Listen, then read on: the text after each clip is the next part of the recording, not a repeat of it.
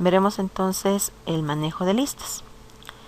El manejo de listas va a permitirnos a nosotros poder realizar el almacenamiento de datos primitivos o también de objetos. Lo que vamos a ver es la definición de listas, cuáles son las características, los métodos más utilizados y vamos a ver un ejemplo de utilización de estas listas. Primero veremos qué es una lista. Nos dice que una lista es una secuencia de elementos que van a estar dispuestos en un cierto orden, en la que cada elemento tiene como mucho un predecesor y tiene un sucesor. Tenemos aquí representado gráficamente una lista. Yo voy a tener aquí mi primer nodo de la lista, donde se va a almacenar en este sector el dato primitivo o puede ser el objeto. En ese lugar se coloca la referencia que va a apuntar al siguiente nodo de la lista. Así sucesivamente hasta llegar al final de la lista, que este va a apuntar a null, porque estamos definiendo el final de la lista. La ventaja de la utilización de las listas versus lo que son las estructuras estáticas como vectores o matrices es que no tengo que definir yo un tamaño, ¿no? Con los vectores y las matrices definimos un tamaño y no podemos sobrepasarnos de este límite que hemos definido. En cambio, con las listas ya es el almacenamiento de los elementos dinámico. Si yo voy almacenando elementos a esta lista, él automáticamente va a ir incrementando el tamaño para poder almacenar los elementos. Si yo en algún momento elimino un elemento de la lista que puede estar al principio, puede estar al medio o puede estar al final, igual se va a reducir de forma automática.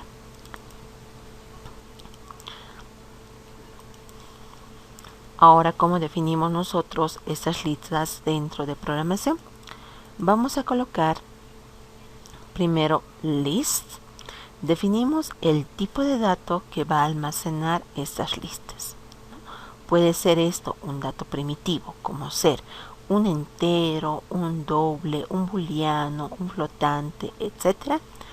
O puede ser un objeto de un determinado tipo, ¿no? Puede ser de tipo cuenta bancaria, de tipo disco duro, de tipo alguna clase que nosotros estamos predefiniendo con anterioridad. Entonces voy a dar aquí el tipo de dato. Después colocamos el nombre de la lista, con el cual nosotros vamos a identificar a esta lista. Vamos a instanciar, colocamos new array list y esto es lo que está en rojo, puede estar o no puede estar, ¿no? No es obligatorio. Se puede colocar el tipo de dato y después se coloca apertura y cierre de paréntesis. Esa es la forma en la que vamos a definir programáticamente un array list. Ahora, ¿cuáles son las características más primordiales de estas listas? Primero, que el almacenamiento se va a realizar de forma dinámica, ¿no? Ya dijimos que a medida que nosotros vayamos almacenando, la lista va a ir creciendo, sin la necesidad de que nosotros tengamos que incrementar el tamaño de la definición como lo hacíamos en vectores o matrices. También la clase ArrayList ya tiene definidos los métodos como insertar, como eliminar, ordenar, que nosotros simplemente lo vamos a utilizar. Vamos a llamar a estos métodos para realizar alguna tarea que nosotros vamos a necesitar. El tercero nos dice que un array list puede almacenar datos de un solo tipo. Eso quiere decir datos primitivos. Y también puede almacenar de un determinado tipo de objeto, que estos tipos de objetos van a ser de nosotros, ¿no? La definición que nosotros realicemos. Por eso son propios. O también nos pueden almacenar datos genéricos. La clase padre de todas las otras clases es la clase Object. De esta clase derivan las otras clases. Entonces podemos también definir nuestros datos como de tipo Object para que sean genéricos. Cuando son genéricos, yo puedo colocar ya en un array list, digamos un entero, después puedo colocar un char, después puedo colocar un string y puedo ir almacenando de diferentes datos para que pueda utilizarlo, ¿no? Entonces esos ya serían genéricos. Existen muchos métodos. Vamos a ver solo los más representativos dentro de este manejo de listas. El primero, que es el método size, nos va a permitir a nosotros determinar cuántos elementos tiene estas listas. Nos va a devolver un dato de tipo entero. El siguiente, que es el método add, va a tener un parámetro de entrada. Este parámetro va a ser el dato primitivo o el objeto que se quiera adicionar a la lista. Este objeto se va a adicionar al final de la lista. También tenemos el método add, donde yo le voy a colocar la posición en la cual quiero que se almacene ese elemento. Vamos a insertar ese objeto que se está pasando como parámetro a una posición indicada. Aquí vamos a resaltar que al igual que estábamos trabajando con vectores desde la posición 0, vamos a trabajar con listas también desde la posición 0, ¿no? Entonces si yo quiero almacenar en la posición 3, pues va a contar el 0, 1, 2 y lo va a colocar en la posición 3. El método get, y dando un parámetro que va a ser la posición, nos va a devolver el elemento que está en esa posición. El método remove, y le voy a dar una posición, me va a eliminar el elemento que se encuentra en la posición indicada. Y nos va a devolver cuál es el elemento que estamos eliminando nosotros. El método remove, y cuando yo le voy a dar el objeto, entonces va a eliminar la primera ocurrencia del objeto. Si yo tengo ese objeto repetido varias veces, va a encontrar al primero y es el que va a eliminar. Entonces si yo quiero realizar varias veces la eliminación, pues tendría que utilizar una estructura repetitiva, ¿no? Para poder eliminar cada ocurrencia del objeto en una iteración, si fuera el caso. Al momento de realizar esta eliminación, nos va a devolver true si el elemento está en la lista. Si no está, nos va a devolver false. Voy a tener también el método clear. Este método lo que hace es eliminar todos los elementos de la lista y nos va a colocar como si estuviéramos inicializando otra vez esta lista. Ahora tengo el método set, donde yo le voy a dar una posición como parámetro de entrada y le voy a dar un objeto.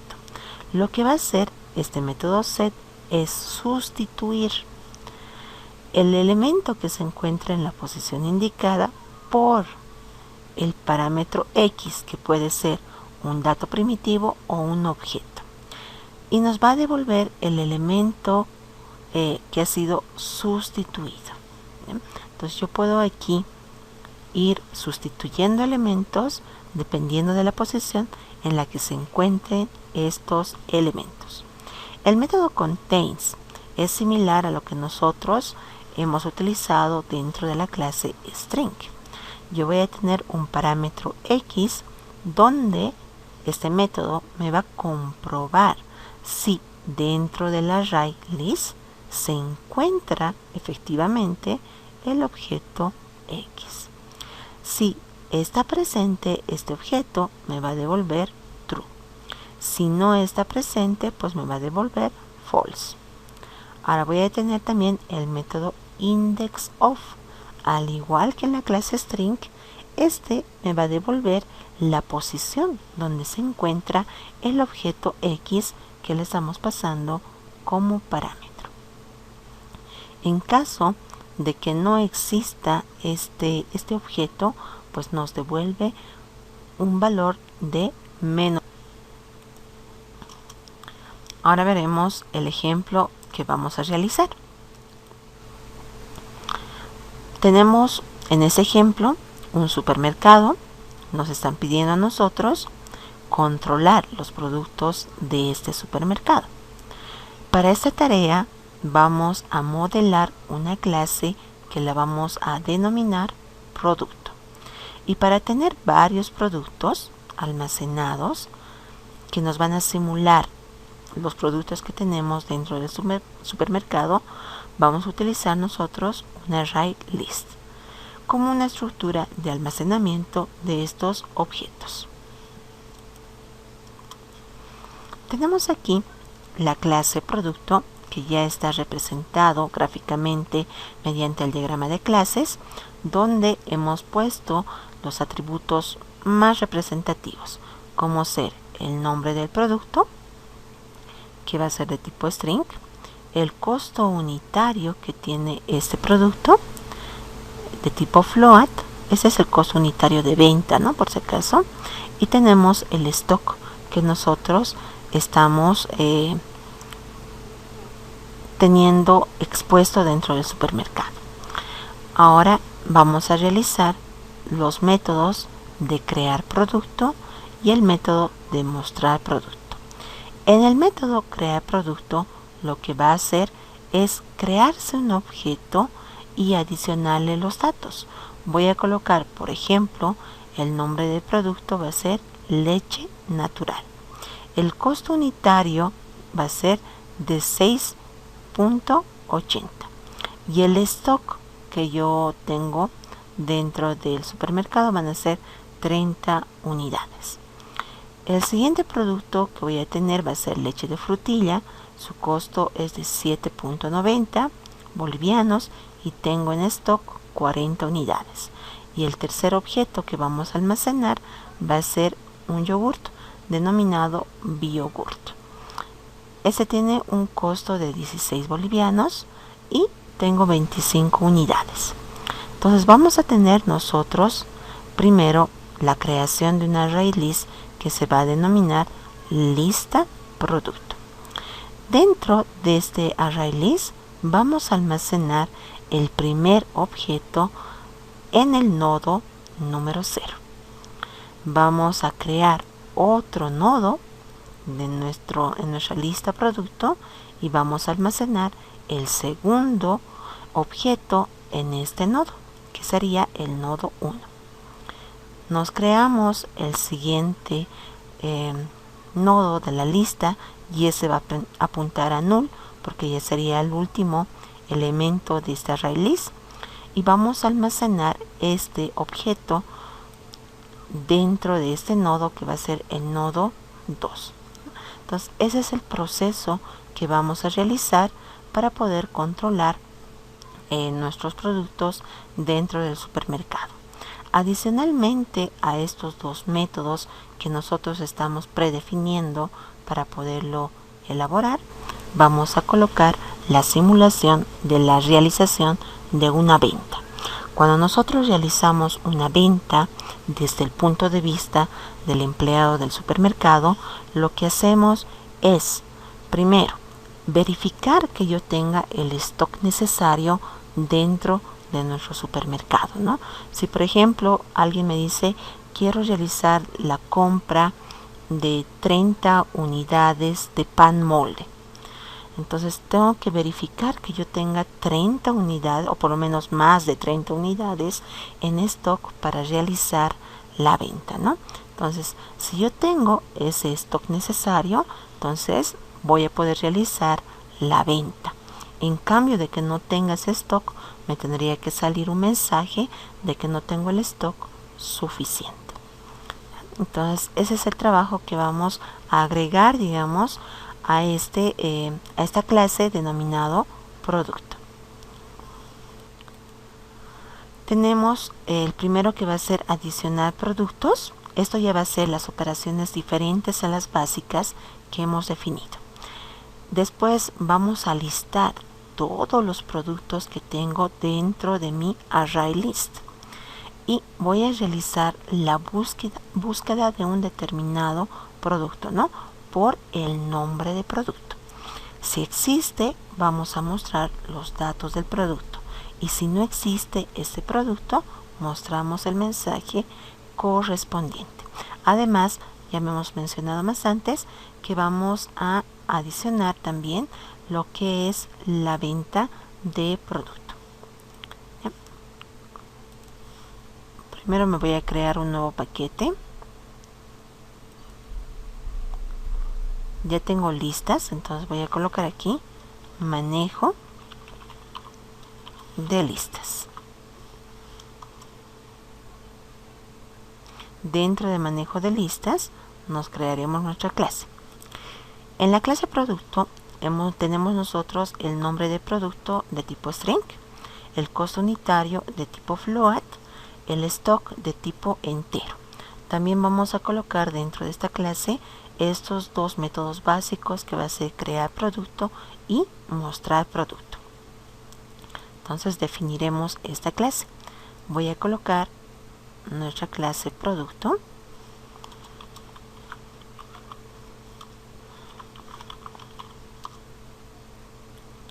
Vamos a definir primero nuestra estructura que va a tener nuestra clase.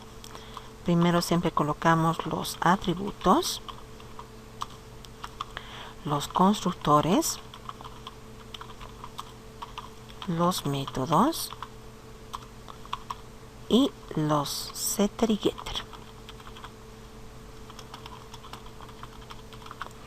En los atributos vamos a definir todos de tipo privado para poder cumplir con la característica de que esté encapsulado la información.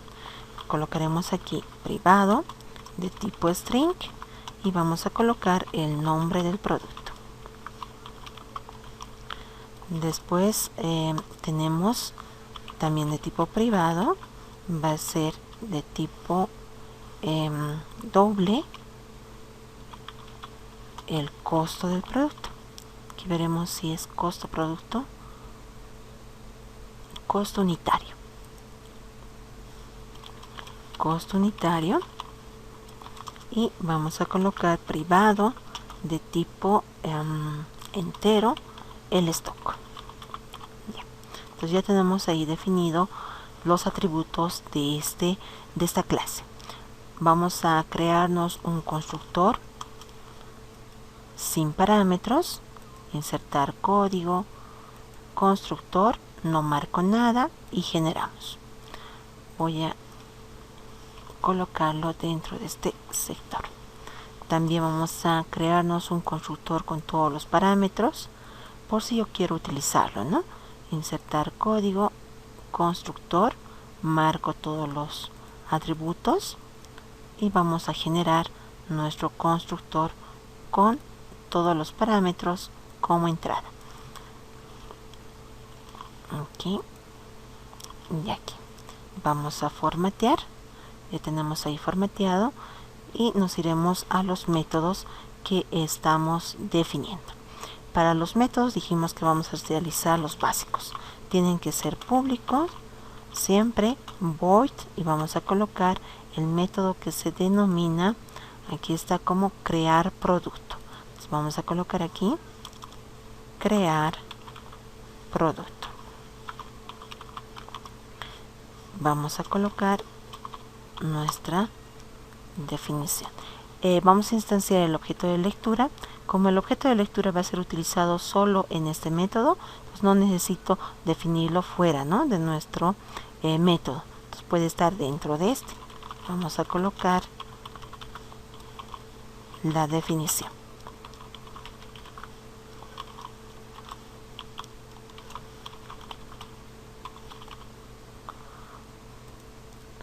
Ya está.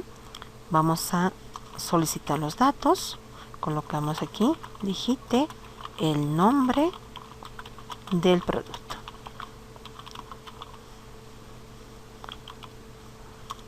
y vamos a adicionarlo. Le digo this en el objeto actual, punto, donde esté el atributo nombre de producto, me vas a colocar lo que voy a leer por teclado. Next line. El siguiente dato va a ser el costo. Digite costo unitario. Vamos a colocar en el objeto actual this,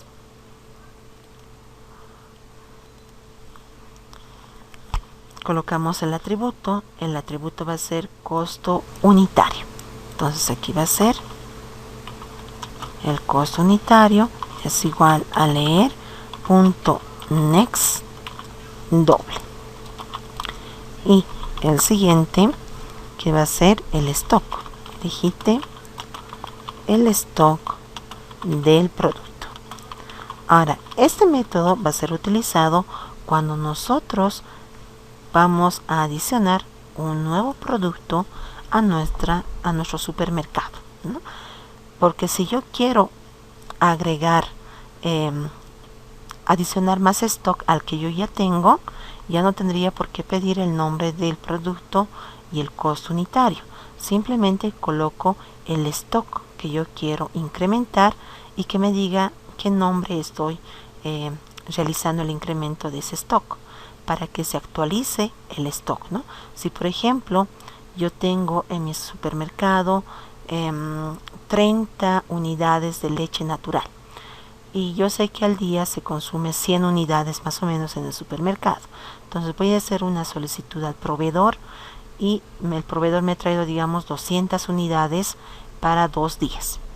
Entonces yo voy a buscar, está ingresando ese producto dentro del supermercado, por lo tanto coloco el nombre del producto, que va a ser leche natural, coloco la cantidad de unidades que está ingresando, 200, y se tiene que actualizar mi stock a 230, ¿no? Eso es un caso específico. Cuando estamos nosotros creando el producto, es que el producto no existe dentro del supermercado y va a ser la primera vez que lo estamos registrando. Aquí voy a colocar, en este caso, el stock. El stock es de tipo entero, entonces vamos a colocar next int. Aquí podemos tener un error posiblemente porque estamos cambiando de tipo string a tipo doble. Veremos si nos da un error, porque aquí estoy realizando otra vez un cambio de tipo doble a tipo entero. Si es así, tenemos que limpiar nuestro buffer de lectura, ¿no? Después vamos a colocar aquí nuestro otro método básico, que va a ser void. Vamos a colocar mostrar producto. Aquí también vamos a trabajar con la muestra de un solo producto. Después ya en otra clase vamos a utilizar un ciclo repetitivo, vamos a utilizar creo que no lo conocen, el for each. Es un ciclo repetitivo automático que podemos ir nosotros utilizando, ¿ya? Entonces voy a colocar la muestra de los datos. Colocaremos primero el nombre. Le digo del objeto actual, vamos a colocar this punto que me muestre el atributo nombre producto. Después vamos a mostrar nuestro costo unitario.